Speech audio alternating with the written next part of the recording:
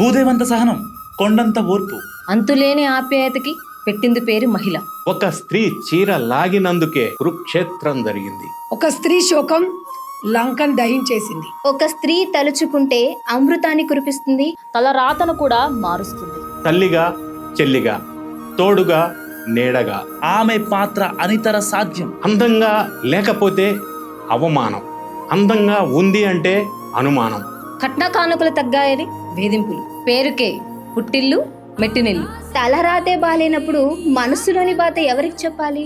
అసలు ఎందుకు ఆడదానిలా పుట్టాను అనుకునే లోపే అంతా శూన్యం.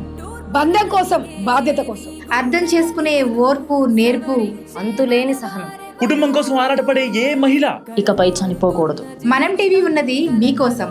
మీ కన్నీళ్ళని తుడుస్తాం, మీ బాధల్ని వింటాం. మేమున్నామనే భరోసాని ఇస్తాం. రండి, మీ సమస్యని మనం టీవీతో పంచుకోండి.